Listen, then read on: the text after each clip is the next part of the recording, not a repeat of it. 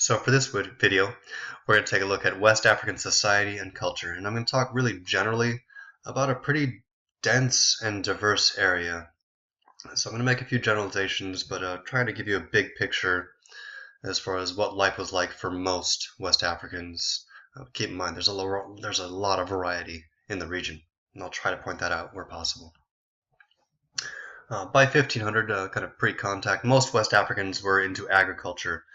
They were no longer hunter-gatherer societies. They had settled down, started to produce food, and this allowed for, with an increase of food, they can create larger villages, and larger villages with more power as a result of agriculture. So it's a huge step. So we start with the families, and they would live in these families and these villages composed of extended families called lineages. And so you'd have your small family, but also you have your extended family with grandparents, aunts, uncles, cousins, and their families, all in the same village.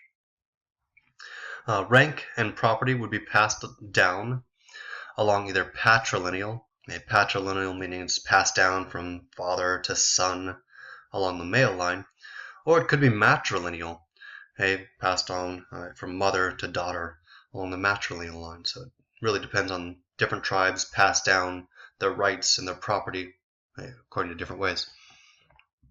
A lot of villages, really, that's all it was just these kind of groupings of extended families and may not have had an overall strong government. Nuclear families were common, and that's kind of your average American family. You've got your husband, wife, children, but also polygynous or polygamous families, where you've got husband with multiple wives and children. These were also common, so polygamy was common in West Africa, and in some sections still is today. The elders would definitely influence the economy and the social lives of the villagers. It would be kind of serve as advisors to chiefs, but also just to the extended families, and also kind of revered. And sometimes the chiefs would form these council of elders to ask for further advice. The villagers are much larger in the savannah than in the forest, because on the savannah there's less forest to chop down, less work to do for the agriculture. And so some examples of the houses above my head here. Hey, go back. There you go. And some examples of the houses above my head.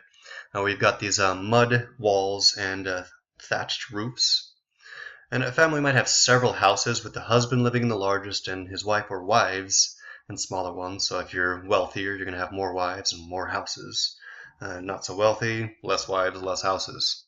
So it's almost a status symbol as well.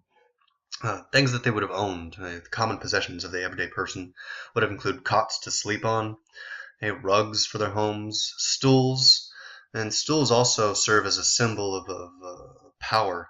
And so a lot of chiefs would form and create these different stools, and it's a huge art piece in West African art, and some amazing pieces and a way to show off the power of kind of these thrones for different West African kings.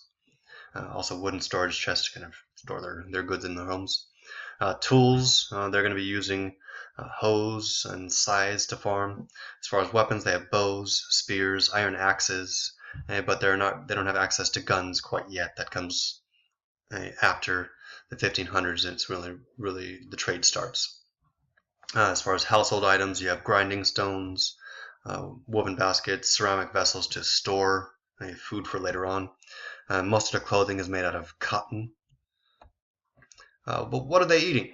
Well, it depends exactly where you lived, and even within the tribes, you have some differences. But as far as the African diet, at least West African diet, on the savannah, the staple crops are going to be millet, rice, and sorghum as their main staples. So similar to almost like wheat and rice are major staples in America. To add on, they would use goats and cows for milk and cheese. And they'd also supplement this in with peas, okra, watermelons, and different nuts to add in. In the forest, yams were the main replaced grains as the main staple.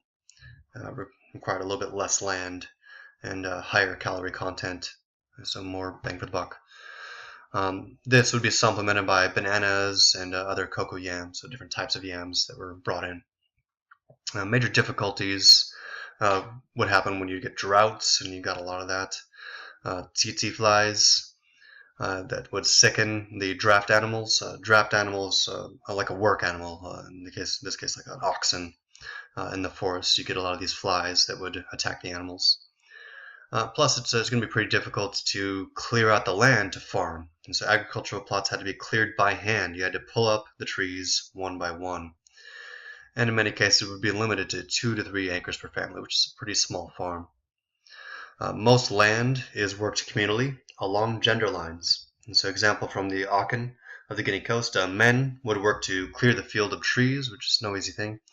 Well, women would actually be farming the fields, and women also had to do the work of childcare and cooking and creating pottery. So it's not a 100% equal society. Women are doing a lot of the work. But notice also that they're doing a lot of the farming, and that's going to be relevant later on as we get into slavery. Well, speaking of women, yeah, it's not going to be great for them in many of these tribes. There's a very strong patriarchy.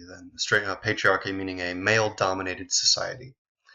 It's common for men to have multiple wives, and women were often seen as property of men, that they wouldn't have those individual rights. However, it's not completely horrible, and a lot of European and Arabian visitors were impressed with how free a lot of the women were, as compared to life back in Europe and back in Arabia.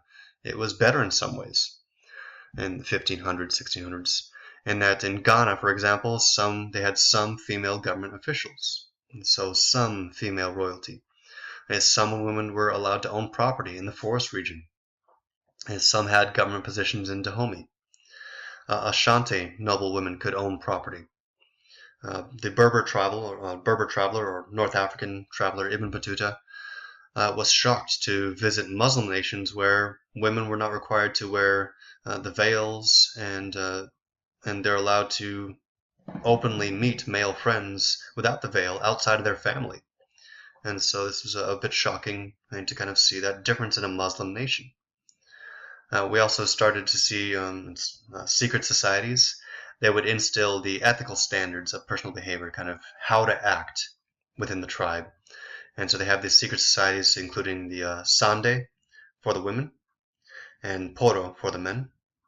And if you remember from Roots, they had a little example of Kunta Kinte being dragged off and being introduced to manhood through the secret society. And so these pictures here are examples of the Sande society initiations, where they're taken over, and certain dances are going to be included in this transition into adulthood. Society and class. Most West Africans lived in states with kings or monarchs who claimed divine status, that they were a part god. These monarchs commanded armies, they taxed commerce, and they accumulated a whole lot of wealth. Beneath the monarch, and so here's kind of an example of the caste system. And so you've got the emperor, the monarch or king up top, highest person in the structure. Beneath that, you've got the nobles that are going to kind of help govern everything. Below that, you have traders, free people that are going to run the businesses, run the farms. You've got your skilled workers, and below that you have slaves. And so in these lower levels, we include blacksmiths, butchers, weavers, woodcarvers, tanners, and also oral historians called griots, I'll talk about later. Slavery had been a part of this hierarchy since ancient times, much more common on the savannah than the forest, and in most cases these slaves were war captives, men, women, and children that were without rights and were suitable for enslavement as a result of war. How were they treated? Well, it's a bit different than slavery as we know it. In the Islamic regions, masters were required to care for their slaves and teach them religious instruction to make them, or to teach them how to be Muslim. Non-Islamic regions gave the children of slaves legal protections, such as the right not to be sold away from the land they occupied. And so they would not see a split in family in certain tribes. Slaves who served the kingdom in the courts or armies were allowed to own property, and were even allowed to have certain powers over free peoples, as they commanded a certain status. Slaves of lower farmers often kind of became part of the family. They had the same standard of living as their masters. They weren't treated any much worse as somebody else in the family. Slaves who worked under overseers of bigger estates were not going to do as well, were less fortunate, and the same thing in America. Second and third generation slaves on these big estates, they started to gain a status similar to free people as they kind of rose up in the ranks within these larger farms. And we see the same thing in America. In many cases, slavery served as a form of assimilation into a new society, and then they were captured from one tribe. By becoming slaves, they learned the ways of this new tribe. As far as religion of slaves, Islam was introduced by Arab traders, and so as Arab traders started to cross the Sahara, we started to see more and more influence of Islam and the spread of Islam, so all the areas in blue. And this is a kind of an image of religion today. And so this is kind of the current picture of religion in the region. We've got Islam in these areas, Christianity in the red areas, and then tribal or more traditional religions in stripes, where you do get a mix in certain areas. And so the Arab traders are bringing in Islam into some of the big cities. And this is the religion of merchants and bureaucrats. They increased literacy in Arabic, they spread Islamic education, and inspired the construction of their own temples and mosques.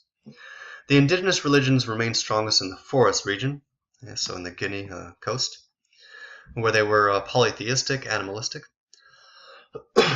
They had an all-powerful creator god, but also lesser gods to represent the forces of nature, and we'll talk more about that when we talk about voodoo, as there's a heavy influence there.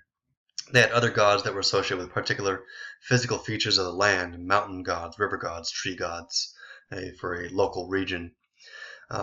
Ancestor worship is also part of it, and that the spirits of ancestors could influence their lives. Rituals were a part of daily life, and so this really didn't require an organized church service, so they may not have worshipped on a Sunday because every day was prayer and ceremony.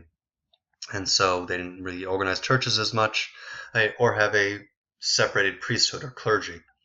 In many cases, family members, the father, would assume religious duties with ceremonies that included music, dancing, and animal sacrifices in honor of their ancestors. And funerals also gained a special status to symbolize that link between the living and the dead.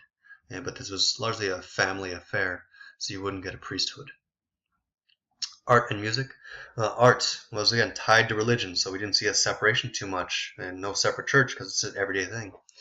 And so we saw art to preserve the images of ancestors, and they excelled at certain types of wood carving and sculpture in terracotta, bronze, and brass.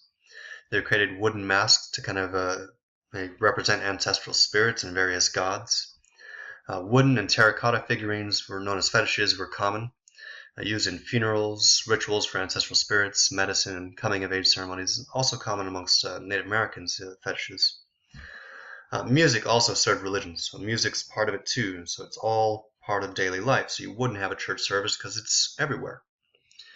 Instruments included drums, xylophones, bells, flutes, and mbanzas. And there are two examples of mbanzas there, which are kind of early banjos. They had highly rhythmic songs, and we've been playing some of these highly rhythmic songs that are going to accompany dancing for religious rituals. And we also start to see a call and response in a lot of these songs, and you're going to see that brought over into African American music and into modern hip-hop, jazz, and rock music. This call and response back and forth in the song comes out of West African traditions. Vocal music style is characterized by polyphonic textures, and so it's layered rhythms, and these very sophisticated rhythms. As far as the literature, West African literature is part of that oral tradition, so they're not going to write down their history, but they're going to pass it and sing it generation to generation.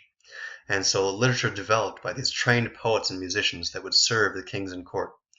Only men were allowed to do this, and they get this highest status where they would glorify the rulers and their ancestors through song, linking fact and fiction. And we see the same thing with the court poets in Europe. Griots were kind of a lower level poets, but they did the same job at the community level, and they're self-employed. They traveled for work with work songs, funeral songs, lullabies, satirical verses, but also would pass down the overall history between tribes. Women were allowed in some of these songs, but largely it's a male-dominated job. What about their stories? As far as their prose stories, these stories with human characters dealt with creation, Any kind of creation myths, the origins of death, the path to success, romantic love. And they would often include magic objects and potions. Stories with animals often aimed to teach lessons and to entertain. So you'd have small creatures like trickster characters, such as Anansi the spider. And heroes would include the hare, the spider, the mouse, kind of these small figures standing up against bigger figures. And plots often involved the ability of the weaker animals outsmarting the larger and meaner antagonists, such as the snake, leopard, and hyena. And these often were brought over into America as well. And these tales often represented the ability of the common people to counteract the power of kings and nobles. And when they get to America, these tales become allegories to serve as the struggle between masters and slaves. So that was a look at West African society and culture.